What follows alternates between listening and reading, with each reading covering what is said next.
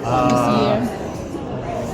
Well, marami naka-line up for this year. Actually, kami 2 years.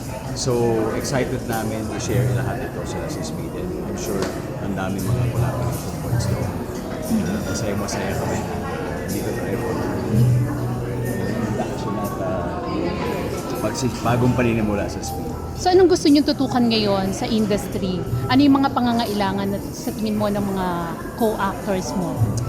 Mostly nasa welfare talaga. Welfare and yung pagpapatibay ng craft. So, there's evidence workshops and then sa mga bagay na nagpapatibay lalo ng tools ng isang actor. Pero sa usaping politika, walang kinalaman ng aktor, wala kayong... Wala. Actor is non-partisan. So, tina-clarify namin yun mula umpisa na dapat hindi po sumasakay sa usaping politika. Non-partisan talaga. Organisasyon. So, Reaction nyo lang po na kayo yung unang reaction nyo nung nalaman nyo kayo mag-i-induct dun sa mga Speed officers po.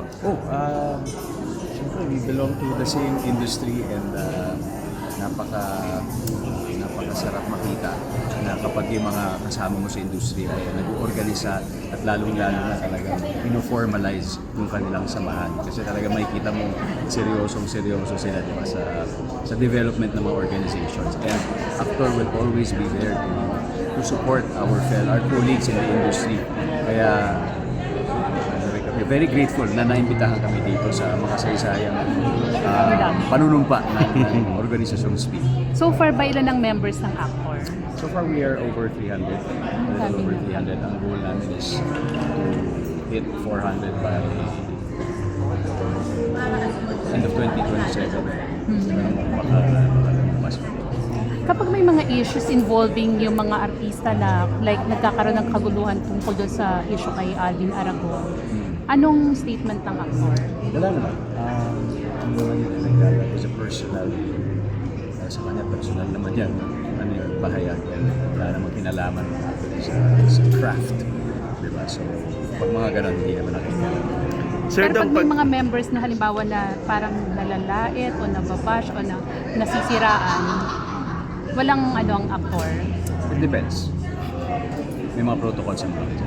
yung mga action nyo rin po dun sa halimbawa, dun sa nakitang isang artista na pagala-gala, di ba? Yung dating artist na nabalita na pagala-gala, parang may mga ginagawa rin ba kayong ganun? Kaka-partner lang namin sa Mind Nation. So, isa siyang social enterprise na ang focus niya ay yung ating mental wellness and overall well-being. So, kapag may mga members of the industry, kahit na hindi member mismo ng aktor,